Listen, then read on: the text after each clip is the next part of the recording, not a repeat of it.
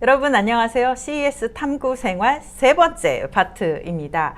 2023년 행사에서도 혁신상을 받은 기업이 참 많은데요. 어떤 기업이 어떤 기술과 제품으로 혁신상을 받았는지 이번 편에서 저희 정금인 교수님과 함께 정리해 보도록 하겠습니다. 정말 많은 기업들이 혁신상을 받았더라고요. 네, 하나하나 차근차근 정리해 보도록 하겠습니다. 첫 번째는요, 최고 혁신상. 이 상이 가장 좋은 상인가요? 그렇죠. 그 기술적인 의미도 있고 한번 좀 보도록 하겠습니다. 네. 존 디어의 혁신상이 있어요. 작년에 받은 거에서 약간 기술적으로 진보를 했습니다. 그래서 인공지능이 이게 뭔지 판단을 못 하겠다. 그럼 이제 뭐 이게 관리자에게 전달하는 부분 이런 게 좀 있고요. 그 다음에 이게 뭐 개인지 또는 강아지인지 뭐 새인지 판단해서 작업을 계속할 것인가 멈출 것인가 이런 부분들이 좀 이제 있었고요. 그다음에 이제 프랑스에서 나온 부분은 수도관에 로봇을 넣어서 이제 점검하는 부분들 이런 부분들 하나 좀 재미난 혁신상이 있었고요. 네, 아까 지크립톤은 아까 좀 봤었죠. 네. 그다음에 이제 SK의 배터리 부분들 이제 뭐 하이니켈 배터리 이런 부분인데 니켈 함량을 높인 부분들. 그다음에 뭐 어린이용 스마트워치도 있었고요. 그다음에 우리나라의 이제 닷이죠. 많이 이제 좋은 일을 많이 하고 있는 이제 스타트업이 그래서 시각장애인분들을 위해서 점자를 만들어내는 디스플레이인데 저는 이제 스마트워치를 시작해 점점 더 커지는 거죠. 그럼 어떤 이런 부분들이 이게 커지면 시각장애인분들의 이동에 많은 도움을 줄 수 있는 이런 부분들이 좀 있습니다. 그리고 이제 음악적 메타버스. 그 메타버스에서 이 뭐 캐릭터의 움직임에 따라서 음악을 바꿔주기도 하고 상당히 재밌는데요. 그런 부분에서 이제 벌시스라고 하는 우리나라 스타트업이 혁신상을 받았고요.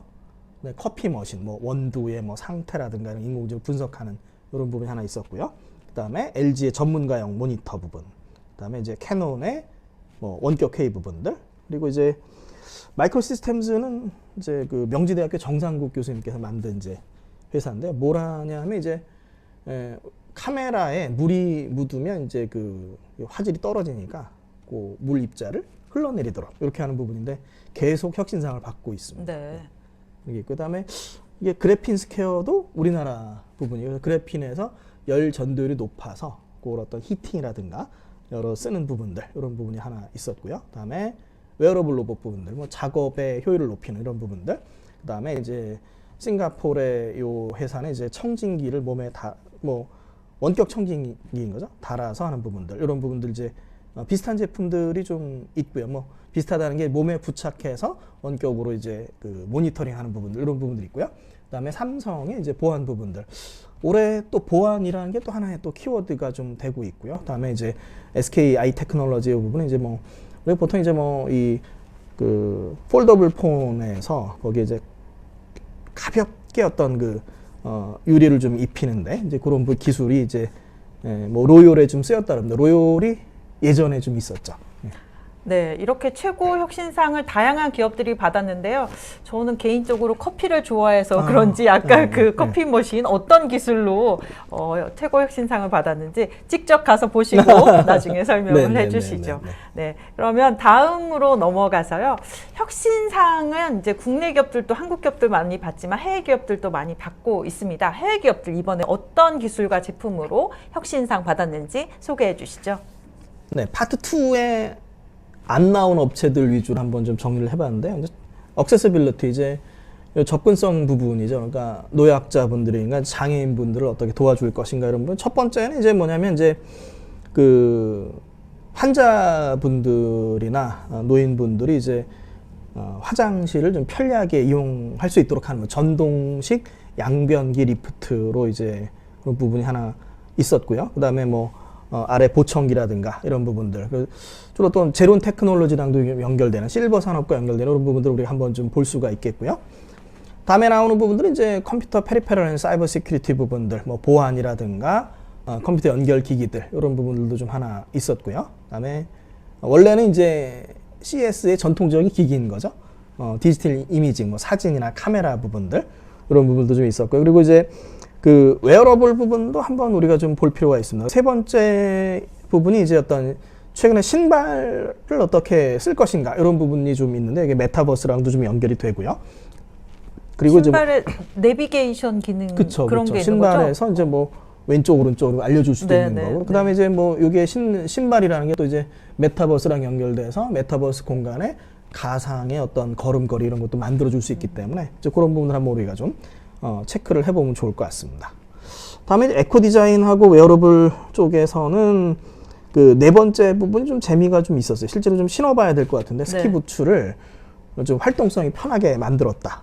그래서 활동이 편하게 네. 만들고 나머지를 천으로 감싸고 이게 위험할지 안 할지 모르겠는데 좀 봐야 될 것 같습니다. 사실 스키장 가면 이게 제일 불편하잖아요. 그렇죠. 네네. 좀 쉽게 하겠다 이런 네. 부분이 하나 있었고요. 그다음에 이제 뭐 보이스 레코더라든가 이제 골전 또 스피커를 통해서 이제 뭐 수면 보조해 주는 부분들 여러 이제 웨어러블 기술들이 좀 있었습니다. 네, 기존에 있던 기술에서 조금 더 개선된 네, 기능들이 네, 네, 네. 들어가서 네. 혁신상을 수상한 것 같습니다. 이번 CES 또 국내 한국 기업들의 활약도 되게 뜨거울 것으로 예상이 되는데요. 국내 기업들도 혁신상을 많이 받았습니다. 어떤 기업들이 받았는지 한번 살펴보도록 하겠습니다. 네, 뭐 삼성의 메모리 이런 부분도 있고요. 그다음에 이제 에바라고 하는 국내 이제 충전 로봇 업체거든요. 로봇이 가서 충전해주는 업체. 혁신상을 2개 받았는데 그 중에 하나가 이제 충전 로봇이었고요.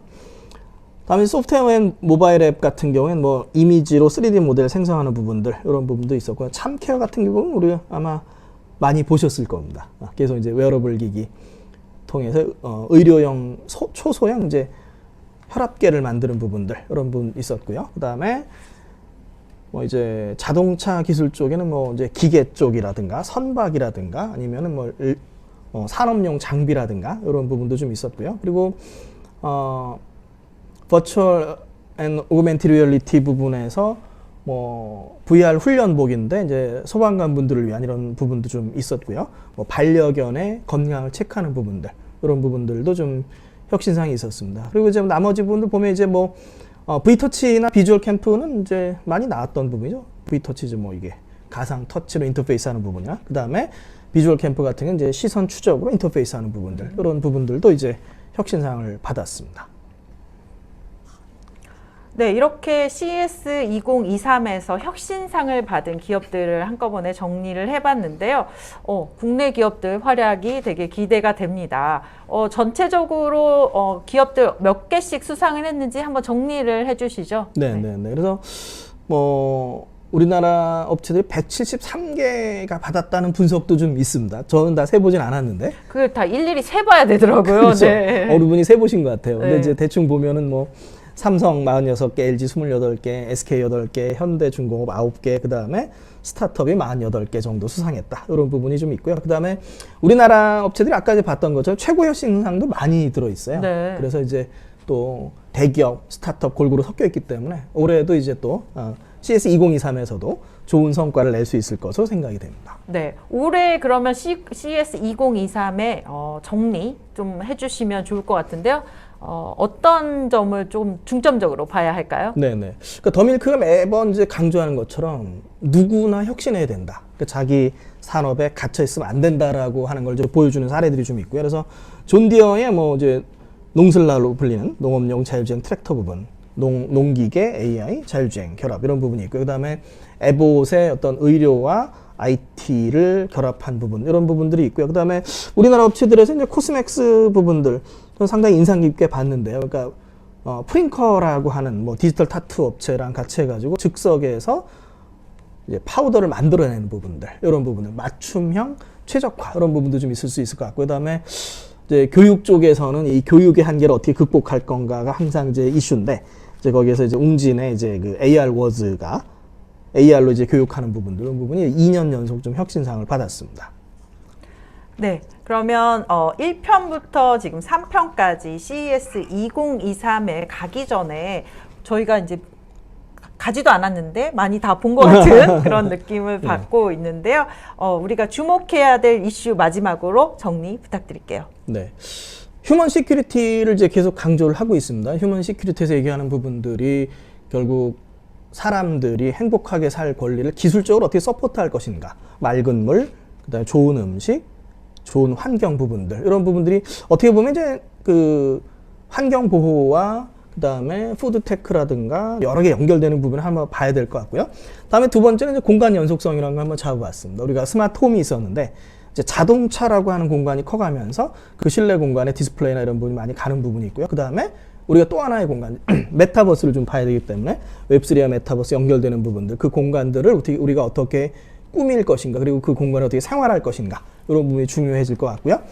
다음에 이제 맞춤형 최적화라고 하는 부분들, 아까 뭐 세이버잇이나 뭐 코스맥스 같은 부분들, 그러니까 뭐 사람을 분석해서 또는 사람이 원하는 대로 즉석에서 만들어내고, 그다음에 공정을 단순화하는 부분들, 이런 부분들을 우리가 한번 좀 체크를 해봐야 될 것 같고요.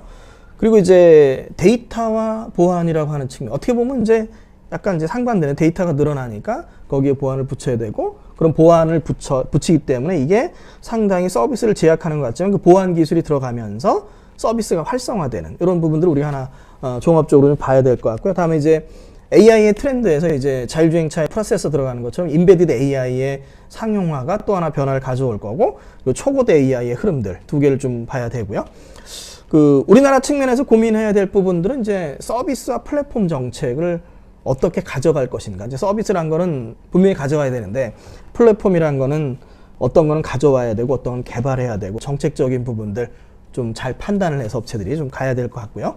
다음에 산업이 전반적으로 융합의 흐름으로 가는데 이거를 이제 정부 차원에서 어떻게 규제를 풀어갈 것인가. 이것도 이제 우리나라 입장에서 또 봐야 될 부분으로 생각이 됩니다. 네, 정 교수님 수고 많이 하셨습니다. 이렇게 우리가 주목해야 될 이슈를 7가지로 잘 정리해 주셨는데요. 지금까지 CES 2023 탐구 생활을 통해서 우리가 개막도 하기 전에 총정리 한번 해드렸습니다. CES를 가시는 분들뿐만 아니라 못 가시는 분들도 이 영상을 통해서 많은 유익한 내용 얻으셨기를 기대합니다. 더메이크는 CES 2023에 특별 취재단을 파견하는데요. 우리 정 교수님도 가시죠? 네, CES는 더밀크와 함께. 네, 현장에서 생생한 소식을 전달해 드리도록 노력하겠습니다. 시청해 주신 여러분 고맙습니다. 감사합니다.